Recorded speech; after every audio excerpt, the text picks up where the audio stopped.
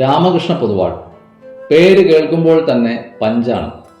ഭൂമിയിൽ ജീവിക്കുന്ന സമയത്ത് മനുഷ്യർ വിളിച്ചിരുന്നത് RP എന്നാണ്.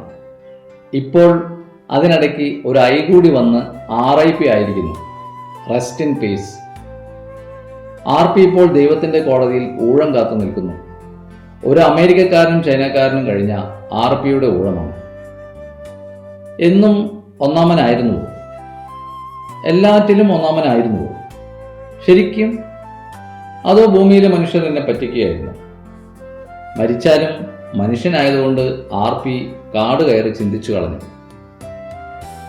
ഓർമ്മയിൽ 5ാം ക്ലാസ് വെച്ച് തുടങ്ങിയതാ മത്സരം, ഒന്നാമനാകാൻ.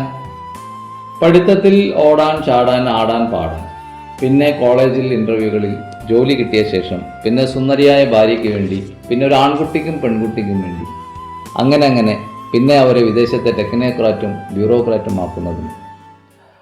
അയാൾ ഓർമ്മകൾക്കൊരു കോമയിട്ടു. ശ്വാസം മുട്ടിയിട്ട് വയ്യ. ഒരു വലിയ ബ്രീത്തിന് ശേഷം അയാൾ തുടർന്നു. പിന്നെ കുട്ടികളുടെ വിവാഹം, പേരക്കുട്ടികൾ.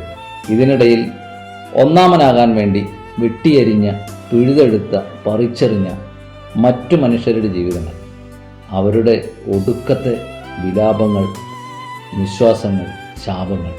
ദൈവത്തിൻ്റെ കോടതിയിൽ RP തൻ്റെ ഓർമ്മകൾക്ക് സമാനമായ ജീവിതരേഖ വായിച്ചു കേട്ടു, ബോധിച്ചു.